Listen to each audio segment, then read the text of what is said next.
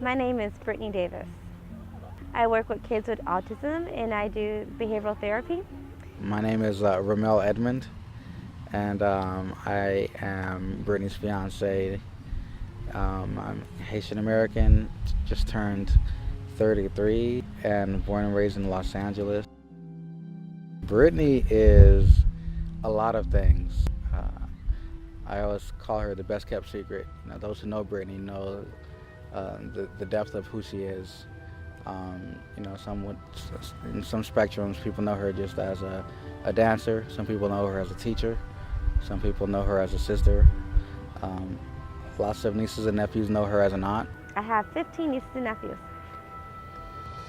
And for me, I know her as somebody who has a great heart, understanding person, patient person, deeply caring person, and the woman that I've fallen in love with.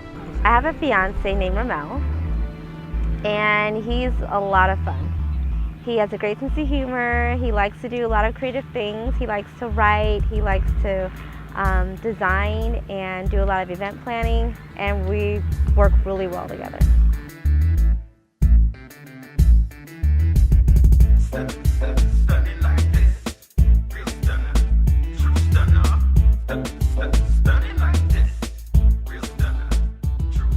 One of the most interesting things about Romel, his laugh. It actually changes every few months. Sometimes it's like a roaring laugh and it just keeps building louder and louder. Sometimes it's just very loud.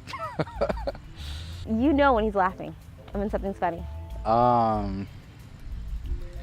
She finds my humor probably most interesting. I would say that my humor is kind of off the wall. So I would say that's probably what she thinks is most interesting about myself. Probably that, and maybe my vocabulary.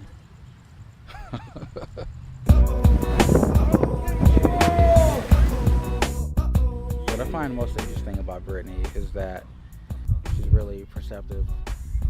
She helps people be better versions of themselves, and she's helped me be a better version of myself. So our first date was at the movie theaters. And I was coming back from doing this pageant photo shoot. And I was running late because I was coming all the way from Mulholland Drive, and I was meeting him in Long Beach. And I got there late, and the first thing he says to me is, "This is what you call being on time." Right at that moment, I wanted to end the date and just go home, but I was so hungry, I decided to stay. But after that, we ate and went to the movies and had a good time. The habit that Brittany has that annoys me the most, definitely is her timeliness or lack thereof sometimes. Yeah, but we're working on that. She's getting better. She's definitely getting better.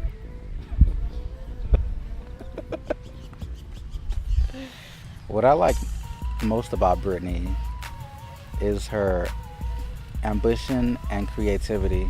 I do a lot of things. I don't say no to things. I do everything and anything with people. So things at my church, things at jobs, I volunteer for things.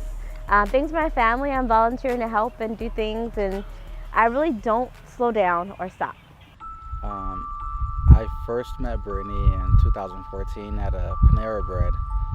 She was on her laptop doing some work, and I was reading a book at the time, and the main protagonist in the book, he was meeting the love interest of the story.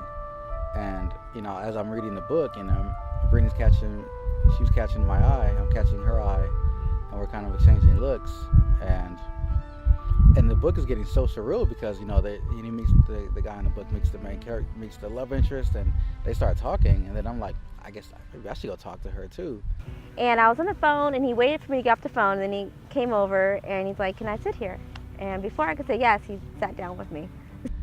And so I put the book down, and I go to Brittany, and I ask her if I can sit down and we can share this meal together. I was eating a salad at the time, and she had gotten her food just then. So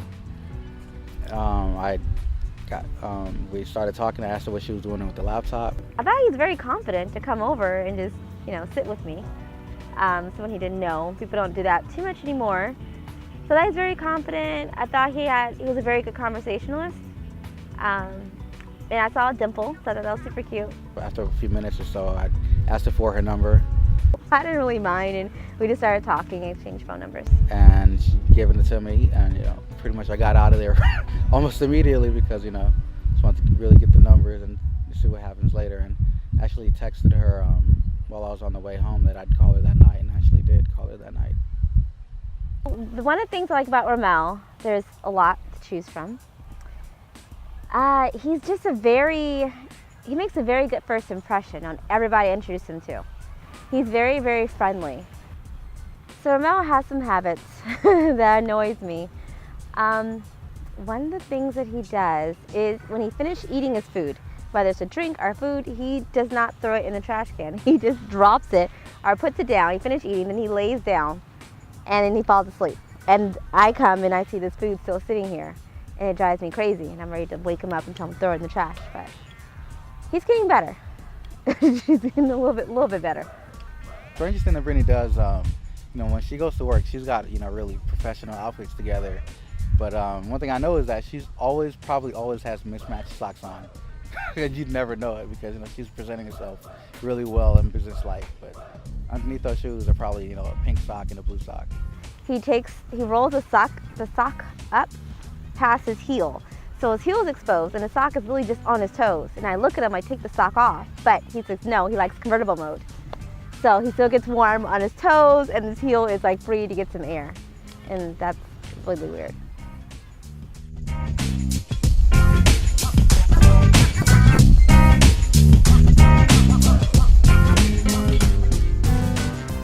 Favorite thing to do together?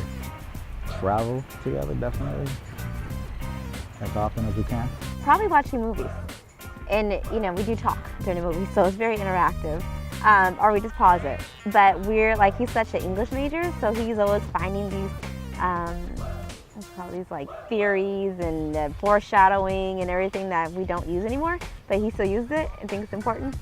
So he's always pulling these things out, these literary terms out, and then we dissect it and analyzing the characters, and so we like doing that.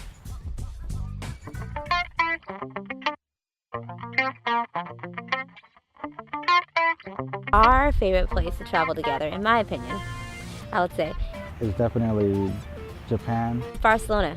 Number one, that's where he proposed to me. And number two, we just really fell in love with the culture. You could be late. It's fine. It is okay. They have siestas. You can take a nap. So, and everyone just shops and everyone's super social. People are not stuck on their phones and everything is open till 3, 4 in the morning. So I can stay up all night, wake up later, be late, and take a nap. The first place we traveled together, Japan. We went there a couple years ago. Went to Tokyo. The last place Romel and I traveled together was actually Japan. We recently went back to see some other parts, Harajuku. We went to this Alice in Wonderland cafe that I found very last minute. We were looking for something else, but I saw that one and we just stopped. They had Alice waitresses, and they had the cards, and they had the tables, and the little trumpet that says "Eat Me." So it was very, very cute restaurant. Everything in Japan is cute. So that's one of my favorite things to do in Japan is to find these really cool, hole-in-the-wall restaurants that's theatrical. His favorite thing to do, samurai. He likes to be a samurai when he's there. He gets a sword. He learns something about samurai. And had a samurai experience there where we learned got a day of samurai lessons from a samurai master. Anything to do with swords and samurai, he loves it. I proposed to her in Barcelona, Spain. November 16th, 2017.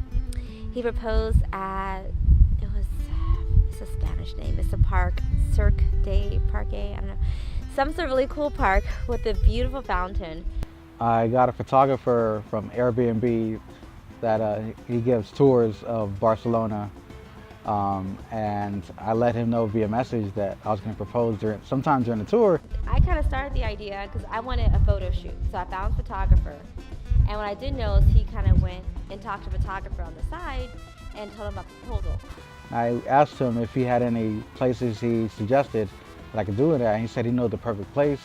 It's a beautiful fountain, and yeah, he said that he'll let me know, when it was time to, that was the fountain and it was time to propose. So we're doing the photo shoot the whole time, and towards the end we get to this beautiful fountain, and I'm looking around, and next thing I turn around and he's on his knees. So I had the ring with me in my back pocket, and we went on this tour of Barcelona, in the Gothic quarters of Barcelona, for about an hour. And all along we're kind of doing this this photographic tour where he's taking pictures of us while we're seeing the sights and sounds.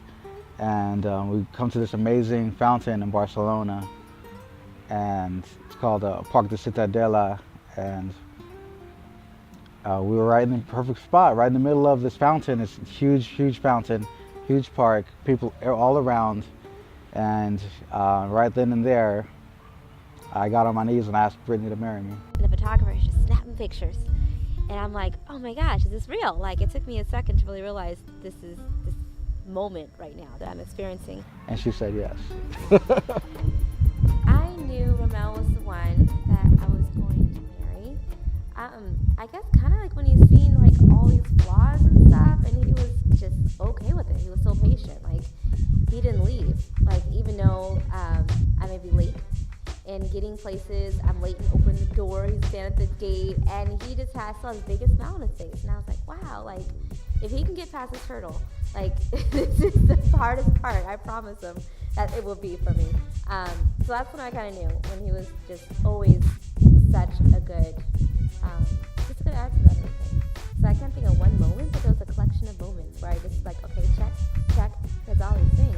I knew that Brittany was the one. Probably it was definitely after our trip to the first time we went to Japan together, because I realized that we spent this much time together, traveling, dealing with, being, together for hours and days, and enduring plane rides together. And I found that this was this one person with whom I could spend the rest of my life with. And we always had just total moments of calm outside of the excitement that we gave ourselves, that we made ourselves. We just totally enjoy our company, and it hit me like a revelation after the fact. Like, wait a minute, this is the person, this is the one for me.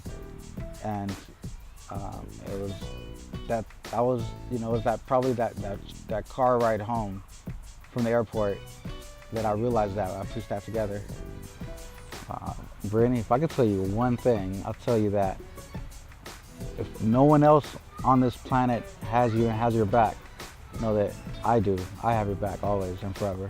Romel, I love you, and I so wholeheartedly appreciate you in my life and being there for me. It's really meant everything to me, and I want you to know that there is nothing that you can't do.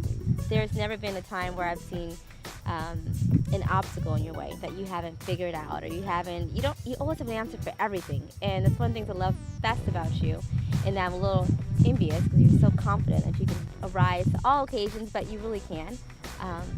So I'm gonna be there with you, and I'm gonna get some of that confidence rubbed off onto me, and we're just gonna have a great life together, and I can't wait to start.